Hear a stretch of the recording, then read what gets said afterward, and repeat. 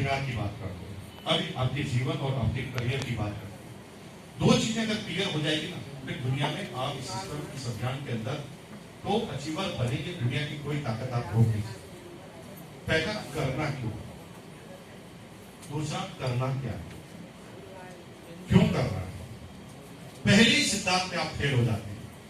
आप इस बिजनेस में जो ही पैसों के लिए आते हैं तो पैसा ही दुर्बल हो जाता है, और जो ही लोगों के सोल्यूशन को लेकर आते हैं, लोगों की समस्याओं को खत्म करने के लिए जाते हैं, तो आपको इतना मालामाल किया जाता है कि आप पैसों को संभाल नहीं सकते। आज हमने लोगों की समस्याओं को दूर करने की कसम खाई तो हर जगह से इनकम आती है। हम YouTube पे बोलते हैं तो इनकम आती है, हम कंपनी की ट्रेनिंग में जाकर बोलते हैं तो इनकम आती है, सेमिनार में बोलते हैं तो इनकम आती है, आरसीएम अलग से इनकम देता है, जो पैसा इन्वेस्ट किया है उनमें से इनकम आती है, होटल के प्रॉफिट लगाते हैं, रियल्टी कंपनियों के प्रॉफिट लगाते हैं, शेयर मार्केट से प्रॉफिट लगाते हैं। साला कितना पैसा आता है कि एक आदमी जिसके खर्चे ही लिमिटेड हो उसे समझ में नहीं आता कि इन पैसे का करेंगे। आप ये मत बोल देना हमें दे दो, नहीं दिया, मुझे पता होगा दिमाग कहाँ चल रहा। तो मैं ऐसा कभी दिया नहीं, लेकिन मैं बता रहा हूं कि सिर्फ एक बात सोचने की पैसों के लिए नहीं करना तो इतना पैसा आएगा कि आप सोच नहीं सकते। और जो ही आपने कहा कि मुझे केवल 50,000 रुपए पर मंथ चाहिए फिर जिंदगी भर लगे रहो, नहीं आएगा। अब मैं बताता हूं क्यों करना। 1 रुपया भी आरसीएम में नहीं आए तो भी करना मजबूरी है, अगर समझ में आ जाए तो। हिंदुस्तान अभी एक ऐसी समस्या से जूझ रहा है जिसके बारे में लोग अभी आगाह ही नहीं है। पता दुनिया में सबसे फास्टेस्ट ग्रोइंग इकोनॉमी इंडिया है, 5वें नंबर पे जीडीपी आती है। अगले 5 साल में हम 30वें नंबर पे चल जाएंगे, 2047 में हम अमेरिका और चाइना को क्रॉस करते हुए टॉप पर जाएंगे, और दुनिया की ताकत रोक नहीं सकती। और हिंदुस्तान ने अपना काम करना चालू कर दिया है। आज 500 से ज्यादा रेलवे स्टेशनों का निर्माण एक साथ हो रहा है। हिंदुस्तान में सबसे ज्यादा एक्सप्रेस हाईवे बन रहे हैं, हिंदुस्तान में सबसे ज्यादा इंजीनियर प्रोड्यूस हो रहे हैं, हिंदुस्तान में सबसे ज्यादा डॉक्टर प्रोड्यूस हो रहे हैं, हिंदुस्तान में जितने एंटरप्रेन्योरशिप है, जितने बड़े बड़े संयंत्र लग रहे हैं, पूरी दुनिया में किसी भी कंट्री के साथ इतना काम नहीं हो रहा है जितना हिंदुस्तान में हो रहा है। हिंदुस्तान वर्ल्ड लीडर बनने वाला है 2027 में, और दुनिया की कोई ताकत रोक नहीं पाएगी। सारी वर्ल्ड एक हर व्यक्ति की रिपोर्ट आ गई है, हिंदुस्तान की स्पीड को कोई रोक नहीं सकता। हिंदुस्तान ने अब अंगड़ाई लेना चालू कर दिया, लेकिन हिंदुस्तान की ऐसी प्रॉब्लम है जिसके बारे में लोगों का ध्यान ही नहीं जा रहा। दैट इज फिजिकल हेल्थ, स्वास्थ्य। फिजिकल दिनों दिन खराब होती जा रही, इतनी खराब हो गई है कि आज के ठीक 50 साल पहले गांव के लोग स्वस्थ होते थे, शहर के लोग अस्वस्थ होते थे, क्योंकि शहर में पोल्यूशन होता था, शहर में खाने की गड़बड़ होती थी, सही समय पर खाना नहीं मिलता था, शहर में लोग बीमार पड़ रहे थे। गांव के लोग स्वस्थ क्यों थे? क्योंकि गांव में किसान सुबह जल्दी उठता था, भगवान की पूजा अर्चना करता था, अपने बैल और हल को लेकर खेत पे पहुंच जाता था, पसीना निकालता था, दिन में एक सूखी रोटी लेता था, उसमें चटनी लगाता था, प्याज फोड़कर उस चटनी के साथ खा लेता था, साथ में दही की छाछ पी लेता था, शाम को सोते वक्त अपनी ही गाय का प्योर देसी दूध पी लेता था और मस्ती से रहता था। टेंशन की लाइफ नहीं थी, मेहनत करता था, पसीना निकलता था, एक्सरसाइज होती थी और स्वस्थ जीवन वो जीता था। और शहर के लोग परेशान थे पोल्यूशन की वजह से। लेकिन हुआ उल्टा, शहर के लोग गए तो परेशानी में थे, लेकिन शहर के लोगों के पास पैसा जल्दी आने लगा। जब जल्दी पैसा आने लगा तो एजुकेशन बच्चों की अच्छी होने लगी। जो ही बच्चों की एजुकेशन अच्छी हुई, बच्चों के अंदर अवेयरनेस चालू हुई, क्या सही है क्या गलत है उसका पता लगने लगा।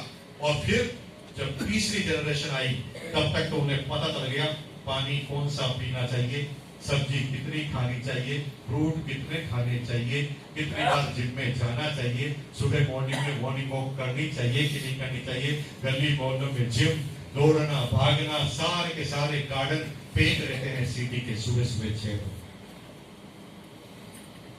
रामदेव जी बाबा के पास भी जाते हैं और पूरे दिन में नित्य सांस को अंदर ले जाओ, सांस को बाहर लाओ। एक आदमी आया मेरे पास, उसने कहा भाई साहब मैं 10 दिन से सांस को अंदर ले जा रहा हूं, बाहर ले जा रहा हूं, मेरी तबीयत तो ठीक नहीं हुई। मैंने कहा बेवकूफ, तू सांस को ले जा रहा है, वो सांस कह रहे हैं सांस।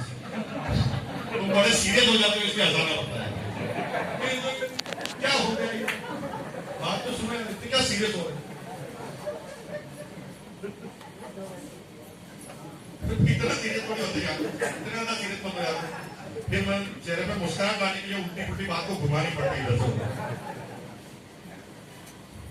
ये सारी अवेयरनेस सिटी के लोगों को आई और उसका नतीजा क्या हुआ? 50 सालों में सब उल्टा पुल्टा हो गया। 50 साल में इंडेक्स ये कहते हैं कि सिटी के लोग स्वस्थ होने लग गए हैं, गांव के लोग बीमार होने लग गए, क्योंकि सब कुछ उल्टा हो गया। सिटी के लोगों ने उल्टी परंपरा अपना दी, वो पानी भी शुद्ध पीने लग गए, वो अवेयरनेस भी आ गई। सिटी में कलेक्टर भी बनता है, सिटी में एसपी भी रहता है, सिटी में पॉल्यूशन डिपार्टमेंट का प्रेसिडेंट भी रहता है। वो बार बार कहता है गाड़ी को और इवन करो, पॉल्यूशन को खत्म करो, डीजल की गाड़ी को बाहर निकालो, इसको बाहर निकालो, इसको कर लो। वो इतने अवेयर हो गए कि सिटी के लोगों का स्वास्थ्य तो धीरे धीरे ठीक हो गया। सिटी के लोगों को पता है कि ऑर्गेनिक खाने का क्या मतलब है। जब कोई टाटा कंपनी ऑर्गेनिक लिखती है ना, तो सिटी का आदमी 3 गुना रेट भी देने के लिए तैयार हो जाता है। लेकिन गांव में उल्टा पुल्टा हो गया। गांव में जो किसान पसीना निकालता था, उसका पसीना निकलना बंद हो गया। अब आ गया ट्रैक्टर, पानी निकालने के लिए बटन। अब गांव में आ गई साइंस। वैज्ञानिक ने, पेस्टिसाइड कंपनी के वैज्ञानिक ने आकर कहा तुम्हारी जमीन पे तुमने ट्यूबर क्यों बोया है, तुम्हारी जमीन तो सोयाबीन लायक है। अब किसान को पता लग गया और किसान को उसने दे दी एक दवाई, इसको छिड़केगा तो ज्यादा फसल होगी, और उसने सही कहा, ज्यादा फसल होने लगी। अब उल्टा हो गया, गांव में सारी पेस्टिसाइड की सब्जियां उगने लगी, पेस्टिसाइड की फसल उगने लगी, और पूरे पूरे गांव में एक ही फसल। जिस गांव में तुअर है उस गांव में केवल तुअर, जिस गांव में केवल धनिया है उस गांव में केवल धनिया, जिस गांव में केवल चावल है उस गांव में केवल चावल। पहले ऐसा नहीं होता था। गांव के लोग सारी चीजें बोते थे, क्योंकि साइंस नहीं आई थी। पसीना निकालते थे, एक हल्दी बोता था, एक मिर्च बोता था, एक चावल बोता था, एक मक्का बोता था, सब आपस में क्रॉस करके प्योर खा लेते थे। पेस्टिसाइड नहीं होता था। अब सब कुछ उल्टा हो गया। गाँव में उगता ही एक चीज है, तो गाँव में एक चीज तो मिलती है, बाकी के लिए उसे दुकान पर जाना पड़ता है। सही कह रहा हूं तो बहुत सही है।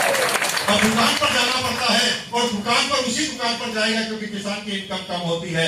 जो सबसे सस्ता देगा वो वहीं पर जाएगा। सस्ता अच्छा कैसे हो सकता है? मेरे भाइयों मेरी बहनों, गंभीर विषय पर आपको इशारा दे रहा हूं। आज जिस गांव में आप रहते हैं ना, उस गांव की किराने की दुकान पर जाना, उससे पूछना लाल मिर्च पीसी हुई क्या रेट? वो कहेगा 150 रुपए किलो। उसे कहना पूरी आखी लाल सूखी मिर्च 200 रुपए किलो। सब उल्टा पुल्टा है। जब पूरी मिर्च लेते हैं तो 200 रुपए, पीसी हुई लेते हैं तो 150 रुपए। होना उल्टा चाहिए। अब वो पीसी हुई शुद्ध कैसे हो सकती है जब पूरी तो 200 रुपए किलो आती है? और फिर आप कह रहे हो शुद्ध खा रहे हैं। गलत फहमी मत है। और भी समझना है। एक एग्जाम्पल और ले लो। मूंगफली जानते हैं, सिंगदाना। मूंगफली की गोली की रेट है, इंटरनेट पे ढूंढना, 100 से 120 रुपए किलो। 100 से 120 रुपए किलो आती है। और ये कोई रॉकेट साइंस नहीं है ना भाई। गूगल पे जाके सर्च लेना 1 किलो मूंगफली के दाने से कितना तेल निकलता है, तो 350 ml। 1 किलो मूंगफली के दाने में 350 ml तेल निकलता है, तो तेल की रेट कितनी होनी चाहिए? 350 रुपए लीटर। मिलता तो 120 में, और नीचे लिखा हुआ शुद्ध मूंगफली का तेल। How is possible? आप मुझे बताइए, प्रश्न का उत्तर दीजिए। आप जो कहते हैं वो मैं मानने के लिए तैयार। क्योंकि भारत सरकार ने 30% खाने के तेल में दूसरे तेल मिलाने की अनुमति दे रखी। जब दूसरे वेजिटेबल ऑयल मिलाने की अनुमति दे रखी, तो वेजिटेबल ऑयल का सबसे घटिया तेल है पॉम ऑयल, जो इंडोनेशिया मलेशिया में पाया जाता है, जिसकी रेट होलसेल में 30 रुपए 40 रुपए लीटर। ज्यादा प्रॉफिट बनाने के लिए शुद्ध मूंगफली के तेल में उस ऑयल को मिलाया जाता है, शुद्ध सरसों के तेल में उस ऑयल को मिलाया जाता है। और उस ऑयल के बारे में कहा जाता है कि उस ऑयल को अगर प्योर आप एक साल खा लेना, तो आपके घर में एक न एक रोगी कैंसर का पैदा होगा। हालत इतनी खराब है कि जिधर जाओ उधर नकली का बोलबाला। पनीर नकली पड़ा, दूध नकली पकड़ा, मावा नकली पकड़ा, मिठाई नकली पकड़ी, हल्दी नकली पकड़ी, मिर्च नकली पकड़ी। साला ऐसी कोई चीज नहीं बची खाने की जिसमें नकली ना हो। और अगर आप गलत फहमी में जी रहे हैं कि हम असली खा रहे हैं तो मान लीजिए, खुश हो जाइए। फिर भी ये मान लीजिए कोई ना कोई तो नकली खा रहा है, क्योंकि बन रहा है तो कोई ना कोई तो खा रहा है, और खा रहा है तो बीमारियां बढ़ रही हैं। हर साल लाखों की तादाद में डॉक्टर पैदा हो रहे हैं, फिर भी किसी डॉक्टर पे जाते ही नंबर नहीं आता, लाइन में लगना पड़ता। हर साल लाखों की तादाद में मेडिकल स्टोर खुल रहे हैं, फिर भी कोई मेडिकल स्टोर बंद नहीं होता। साले किराने की दुकान बंद हो जाती है, रेस्टोरेंट बंद हो जाते हैं, ब्यूटी पार्लर बंद हो जाते हैं, लेकिन ये मेडिकल की दुकान कभी बंद नहीं होती, क्योंकि मेडिकल की दुकान जब खुल जाती है मरीज अपने आप पैदा हो जाता है।